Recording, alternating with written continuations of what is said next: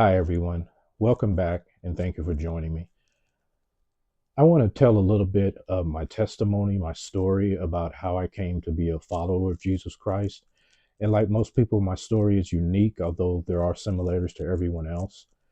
It helps to explain why started this channel and why I believe God wants me to continue in this way. I wouldn't say I was raised in a religious home, although Jesus was put first. In fact, my mom we would before we listened to any quote secular music, we had to listen to some Christian music, and we had to learn scriptures and everything like that. And it was funny because when we were little, it just kind of seemed like a chore, but I know that God was planting seeds inside of me during that time that He would eventually germinate to bring fruit. But but it meant that Jesus was always in the forefront of my mind. Now, my story is really about two different things. It's about my own view on life and how the things that happened to me when I was young shaped the way I think about myself. And it also happens to revolve around how I thought about religion because of the way I was raised. Now, this particular video, I want to talk about myself and what I went through personally that shaped how I would eventually come to Christ. And in the next video, I'll go a little bit into the religious part of it because that's really its own separate uh, conversation. And the two actually, in the end, merge into what would eventually begin my life with Christ. So, as I said, I was raised by a single mom. My dad left us when I was about 7 years old. And she did want us to maintain some Christian background, that kind of thing. So she wanted to raise us in the admonition and nurture of the Lord. I was what we would call, quote, a gifted child. I was uh, noted as being, quote, intelligent and all these other things. And so I, with a couple other people, maybe in my class or in my group, were separated to be gifted kids, and we were tested and do all these other things that show that maybe we could achieve at a high level. I'll just put it that way.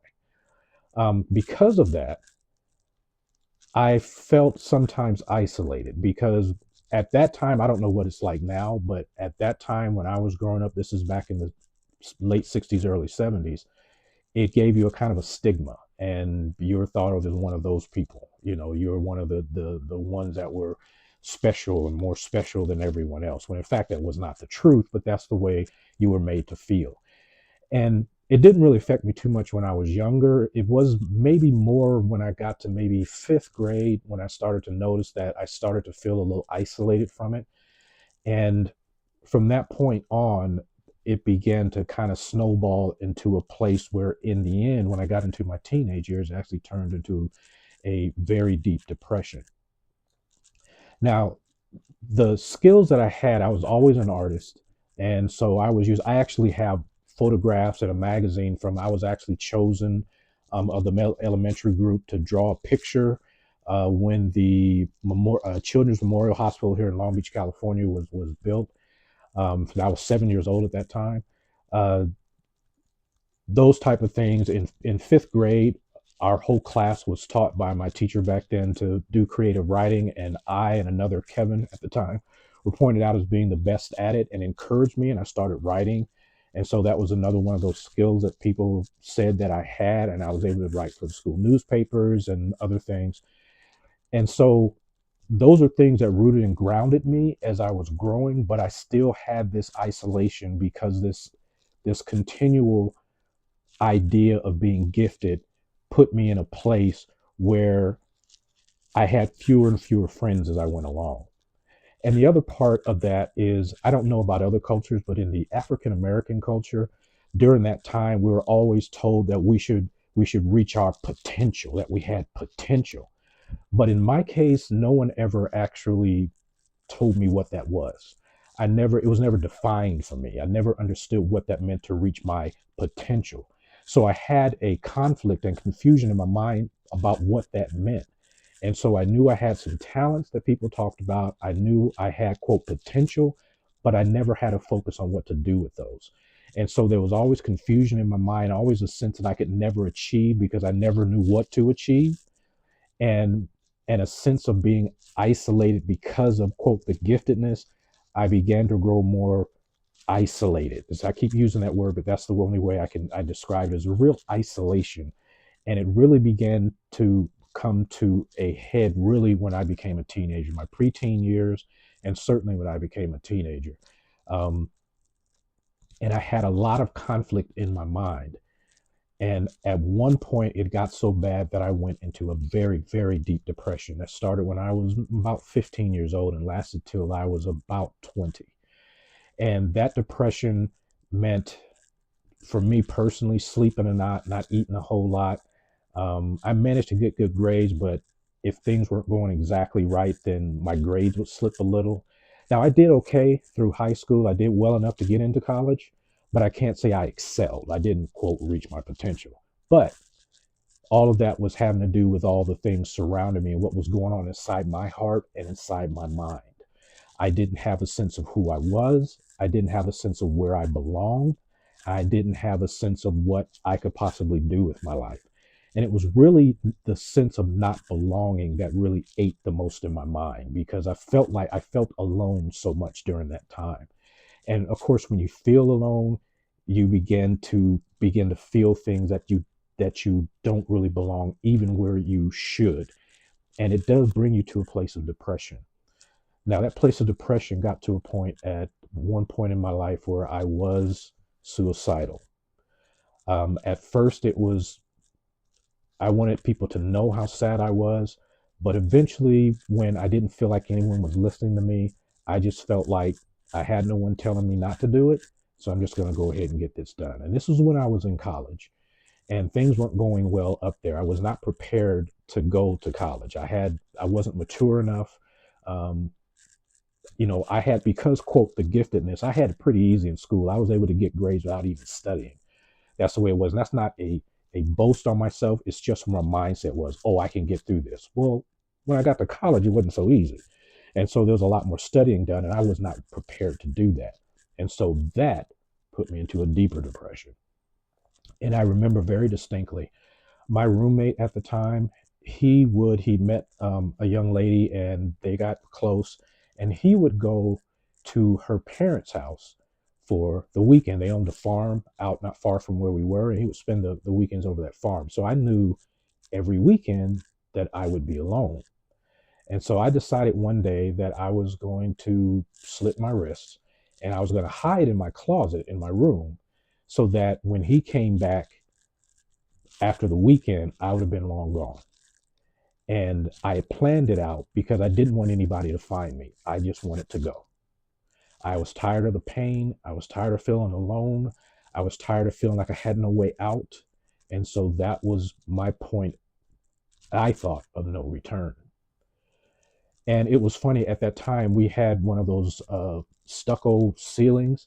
And there was one little part of the ceiling where if the light hit it just right, it looked like the face of a gorilla, just a little small gorilla face. It's funny right now. It's kind of strange right now. That would be one of the things that I kind of focused on when I laid down. And I was laying there with a knife in my left hand, and I was looking up at the ceiling. And then an image or a vision came into my mind, and it was a vision of my mom crying at my funeral. And it wasn't so much that, it was that I felt that she was crying because she blamed herself for my death. And at that point, I put the knife down. I started crying. I don't know for how long, but I started crying.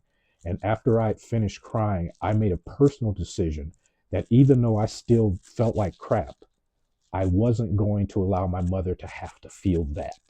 That, as bad as I felt, I did not want her to feel like that. So I made a decision that whatever I did, whatever happened to me, I wasn't going to do that. So that kept me alive. And even though I was still in a very deep depression, and I went through all kinds of mental things, all kinds of things, I wasn't going to end my life at that point. And so that portion of my life at least led me on a path. And I personally believe that God gave me that vision. And I personally believe that God planted that seed inside of me so it would give me the strength, despite what I was thinking, to keep moving forward, even though I didn't know where I was going. The good thing is I still had my artwork and I still had my writing, and I could hide in those things to keep my mind at least in a good enough place to keep myself moving. And one of the other things that happened is I came back home after a couple of years in college. And one of the things I used to do is I used to listen to a local radio station here. And the reason why I listened to it was because um, it was a station that my favorite baseball team, the Dodgers, were on. So I just listened to that station all the time. And it was a talk radio station. And so there were many, there was sports talk, there was just political, there were all type of things. But they had one portion of the day that was about psychology, and there would be a psychologist on, and they would receive calls and they would go through it. And as they were going, and as these people were going through the psychology on the radio, I was going through psychology in my own head. And again, that helped me to keep my head together until I could come to know Jesus Christ. And I say all these things to kind of illustrate just from my own life that God never lets go of us, no matter how bad things get for us, and no matter how bad we think things are. God is always pursuing us. He loves us more than we could possibly know. And what he has for us is better than even what we think we could have for ourselves. And so there are things that God does within our lives that he's trying to get us to a point where we'll understand how valuable we are, not just to people around us. Because the people around us, no matter how they value us, will never value us more than our Creator. But that he wants to get us to a place where we will understand how valuable we really are to him.